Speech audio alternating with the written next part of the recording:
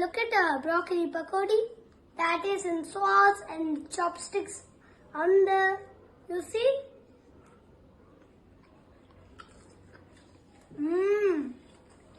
This is it.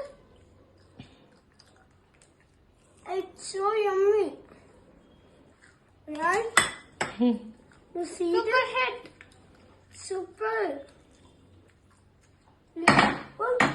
Hello all, చూశారు కదా మా పిల్లలండి. వాళ్ళకైతే బ్రాకలీ అయితే నార్మల్గా అయితే ఇష్టం లేదు, కానీ ఒకసారి ఇలా ట్రై చేద్దాము అని చెప్పేసి ఫస్ట్ ఫ్లోరెట్స్లా కట్ చేసేసుకొని హాట్ వాటర్లో జస్ట్ సాల్ట్ అన్నది యాడ్ చేసుకొని ఒక్కసారి బ్లాంచ్ ఎలా చేసుకుంటామో అలా చేసుకోవాలి.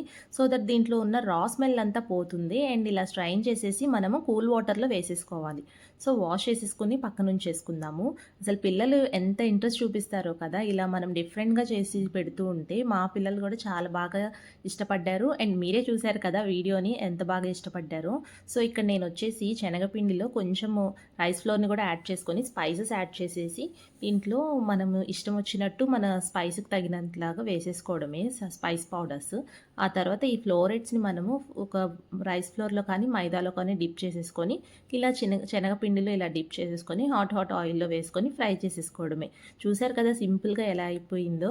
మీరు కూడా మీ పిల్లల్ని ఎప్పుడైనా ఇలా ఇన్వాల్వ్ చేయండి. వాళ్ళు కూడా చాలా ఇష్టంగా తింటూ ఉంటారు అండ్ ఇంకా ఎంజాయ్ చేస్తారు ఫుడ్ని. Let me taste. It's so tasty.